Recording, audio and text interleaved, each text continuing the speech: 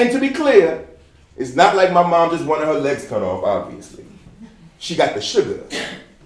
Well, it's really a disease called diabetes, but she called it the sugar, so I call it the sugar. Plus, I like that better than diabetes because diabetes got the word die in it, and I hate that word. The sugar broke mom's lower extremities, which is how doctors be saying legs. It just went crazy all in her body, stopped the blood flow to her feet. I used to have to rub grease on them at night, just like my dad used to do, and it was like putting lotion on 2 tree trunks, dry and cracked, swollen and dark like she'd been standing in cold. But at some point, she just couldn't feel them no more, and I went from moisturizing them to trying to rub them back to life. And after that, they were basically, I guess the best way to explain it is to say, dead. Her feet had died.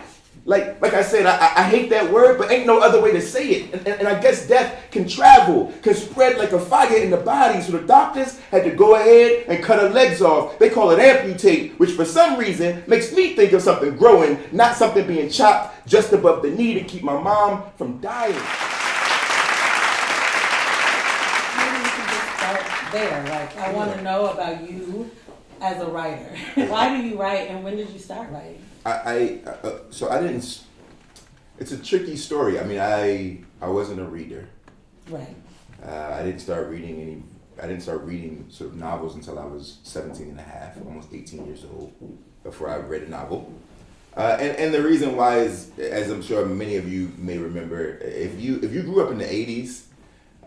Especially if you were a black kid in the 80s and you were growing up in a community that was lower income or an urban environment, if you was in any city or any hood, as we colloquially say, there were no books that were sort of outlining what was happening in your life, right? So for me, growing up in DC during that time, I mean, there are 3 things that categorize, the negative things that categorize my child. There are a lot of positive things, of course, but the negative things that categorize my childhood and the childhood of most people in my generation is crack cocaine, the beginning of what we now know as HIV and AIDS.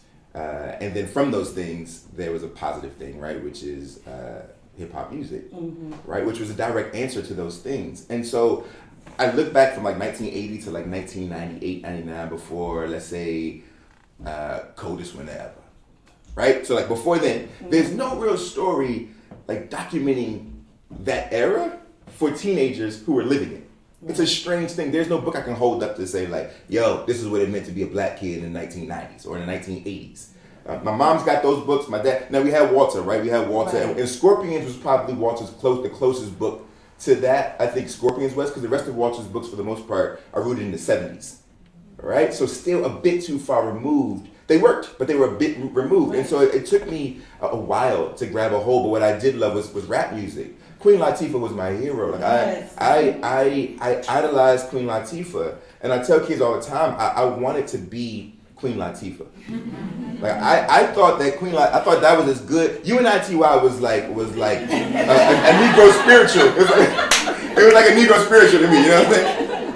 It was like gospel music, and the way she looked, right? I remember seeing her. You see her on TV. It's like, oh, Latifa's 6'2". Used to wear them crowns and the gown and medallions. And I always tell the kids, when I talk to kids about this, I always say Latifa looked like she could give you the best hug of your life, and then bust you in the face, right? And that's every woman that I've ever loved. My mama, my aunties, right? Like that's the way I like it. You know what I mean? And so, you know, like. And so I started to study Latifa lyrics and rap lyrics, Tupac, and that was sort of it, and poetry. And so from there it became like poetry. So, how come ain't nobody ever tell me that Ladies First and Phenomenal Woman is the same thing? Right.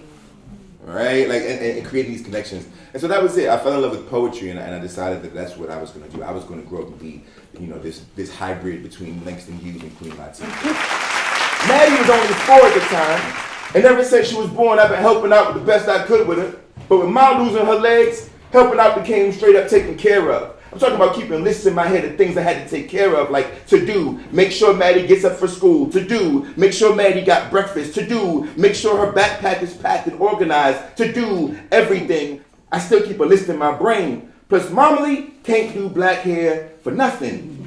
Why am I telling you this long story again? Oh, that's right. I remember, because on Sundays, like I said, Maddie's hair gotta be right for Ma. All right, first chapter.